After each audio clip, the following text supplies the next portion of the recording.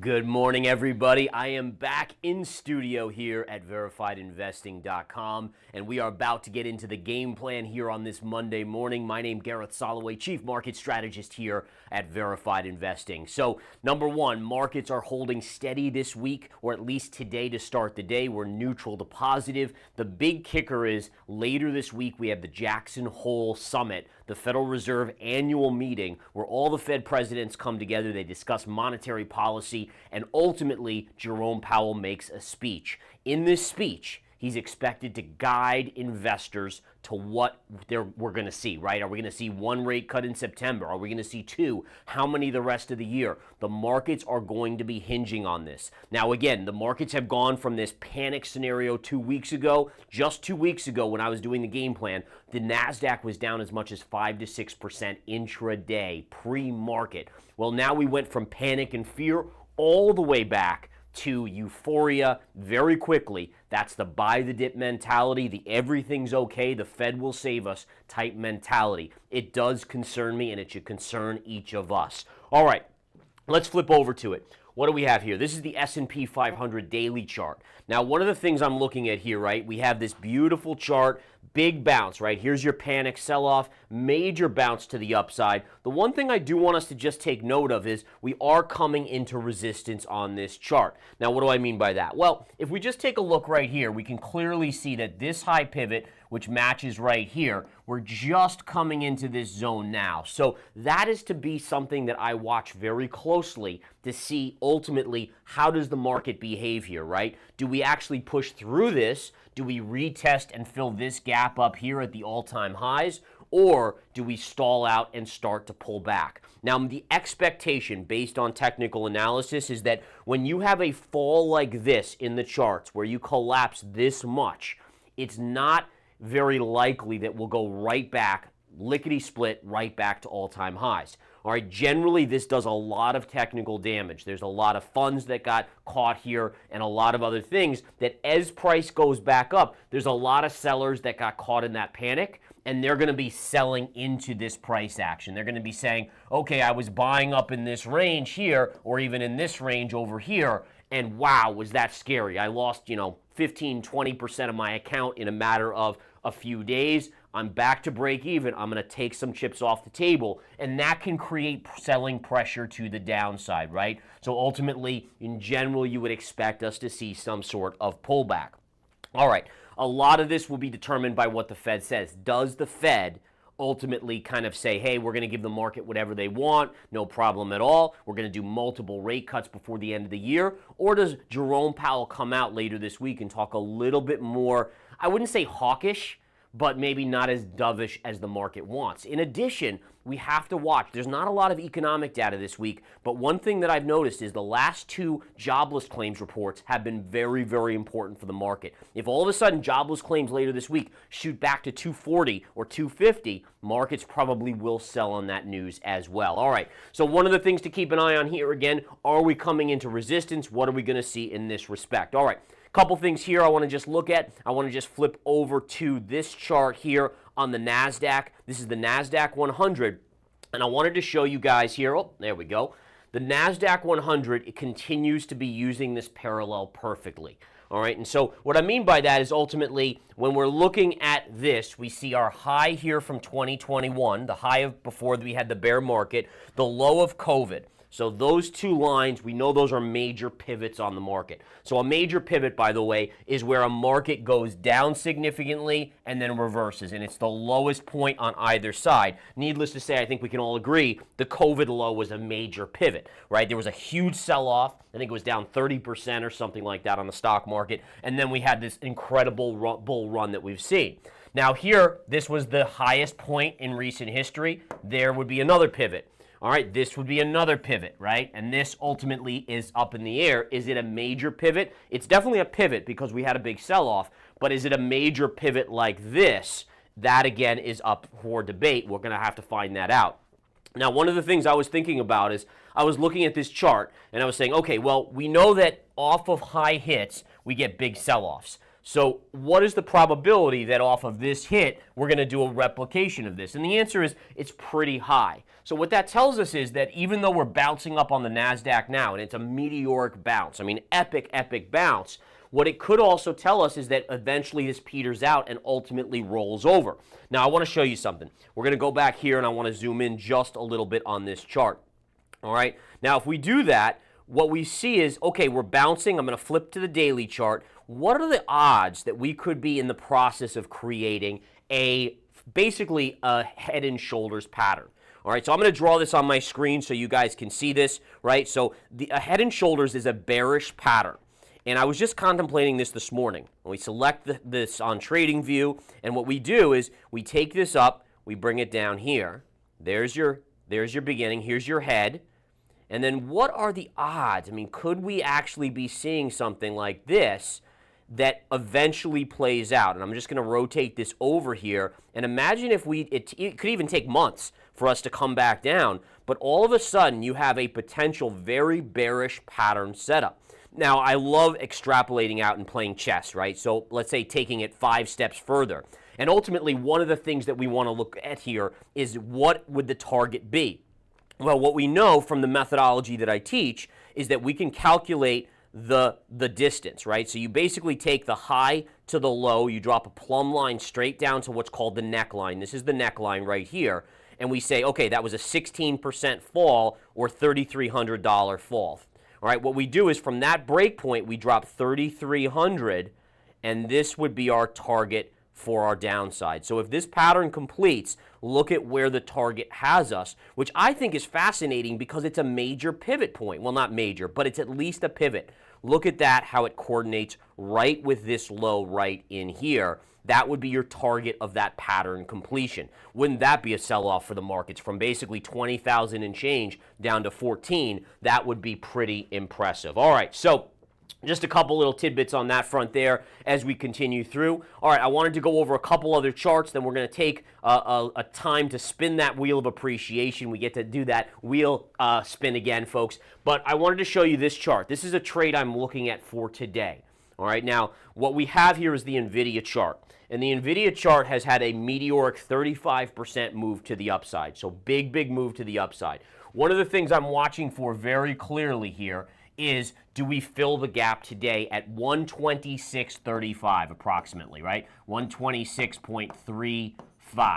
This right here will be very key to ultimately letting us know, is this going to reverse? What does price do when it fills this gap? Now, normally, using technical analysis, it should reject price here, and price should start to pull back. Now, how big of a pullback? We don't really know, to be honest. We don't honestly know how big of a pullback, but I will tell you this. As a day trader, I will be potentially looking to trade that within the Apex Live day trading room today. In other words, if we push up into this level, looking to short it for a dollar pullback, $1.50, something in that realm as a day trade. So I just like to throw that out there, just something I'll be watching today in the Apex Live day trading room. Now, flipping over to Apple, a lot of these big mega cap charts have these parallels that have broken. So we noticed that big one I was looking at on the NASDAQ, right? Well, that hasn't broken yet. We're still within that range. But this one on Apple has broken. You can very clearly see I've annotated it out where we have our arrows pointing. Here was a beautiful fall to the low end, and then look at the bear flag, right? Bear flags, we know bear flags, the right angles or up to 45 degrees, and ultimately the price action, more often than not, has a fall to it. Well, it sure did right here, right? You can see this big drop right here on the Apple chart. But since that fall, we've actually started to rally back up. Now, the way you trade a parallel that has broken, especially with a big fall, is you look to see resistance coming in right here. So if price can go up and test that line, essentially a scene of the crime retrace, you would expect then price to be rejected and pull back. So essentially what I'm pointing out here is that NVIDIA is getting close to its key level. We're also seeing Apple getting close to its key level. If I flip to a couple of the other big mega caps, I'm not going to annotate them all out, but we have the same sort of chart here on Amazon. I believe this is Amazon. It's getting close to that retrace to the scene of the crime. And even Meta right here as well. Interesting little upper channel trend line right up here, coming in around 550, which should be significant resistance. And lastly, just to complete our magnificent six, we can take a look right here at a very clear wedge pattern break on Microsoft, and look what we're coming right back to, a major trend line just a little bit higher. So what this tells me is ultimately we could go a little bit higher on the markets, but there's a lot of resistance coming into play on a lot of charts that could signal trouble. All right, guys. On that note, what I want to do real quickly is we're going to step over to the Wheel of Appreciation and give it a spin. We're back at this, which I love, giving away free stuff to you guys who are awesome for coming every day, watching these game plans. That's why I try to bring my A game every single day, folks, just so you guys get something out of it, educational, insightful, maybe a trade here and there that you ultimately end up taking. But let's spin this away. And don't forget, guys, as always, what do we know? To be eligible to win this, you have to share the stream. So you want to share it on one of your socials and then post it in the comments where you shared it. And ultimately, Apex, speaking of the Apex Live Day Trading Room, awesome.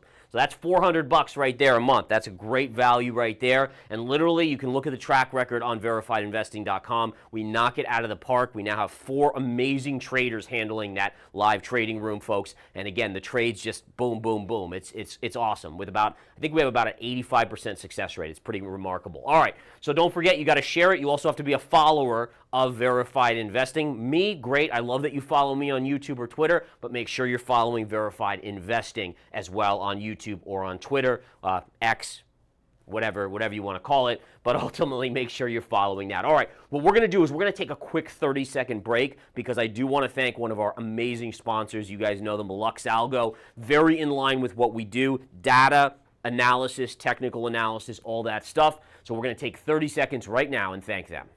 Have you considered enhancing your trading experience? We have an amazing tool for you. Lux Algo creates next-gen trading indicators to help the world understand the markets in a smarter way.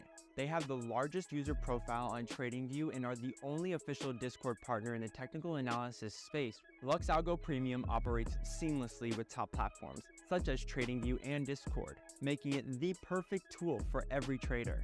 Take your trading analysis to the next level with Lux Algo.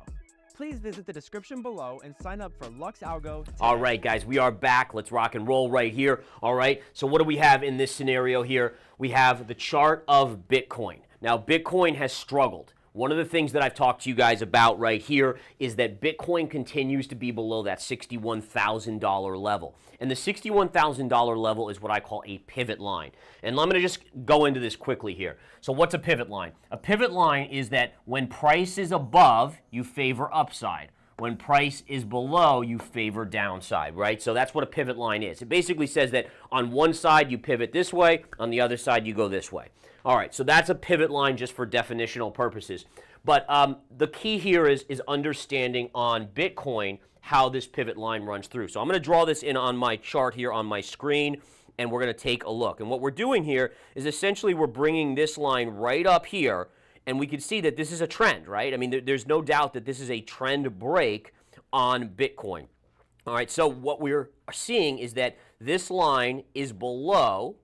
Okay, I should say price is below, and so you favor the downside. Now, some of you guys may be pointing out, and I kind of talk about this with my members, here we closed above it. So you might say, well, why didn't price go up? Because you didn't confirm. The confirmation signal here is unbelievably important. We confirmed below. There's your close below. Here's your confirming candle. When you confirm below a level, you must confirm back above to change the bias, right? To go back to a bullish stance. So oftentimes what will happen, guys, is institutions will know, they know people are watching these levels, right? They're like, oh, well, if we just close it above, we can pull the rug out from all the longs that go long there and yank it back down. And so that's why confirmation is so important. It ultimately tells you if it's a real breakout or a fake out. And in this case, it was clearly a fake out. We didn't get fooled. I guided you guys here in this game plan or in the game plans to know that. What has happened to price? We've come back in. All right, so we're watching this level very closely. The other thing I'm watching here is using a parallel. You guys know I love my parallels. Taking this, we just extend this out down here. Okay, we connect these highs, and we drag a parallel down here, and that gives us that bigger trend. So let's go back to the big chart here and take a look right here at our Bitcoin chart. So what are we looking at? Well, we know that in the short term, right? We know that in the short term, we have downside exposure to about 53,000, okay? But the positive is for bulls is that you're still within a down-sloping channel. So down-sloping channels, it kind of sounds negative, right? Down-sloping channel, but it's not. Down-sloping channels, eventually, as long as they hold the bottom line, they have a favoring to a breakout to the upside. And so the positive here is, while price action may be vulnerable in the near term, overall, as long as this pattern of consolidation, look, flag pattern. Here's your flagpole. Here's your flag, right? Draw it in right there. Lots of stars and all this stuff in here. There's your flag. Eventually, as long as this lower line holds, you would favor a move to the upside. So again, this is where it really becomes important, guys, to understand time frame. All right, your time frame matters. If you're a hodler, you really don't care. Even, all you care really is the bigger pattern, and then it just goes up and up and up, right? You don't mind if it corrects 20%, 30%.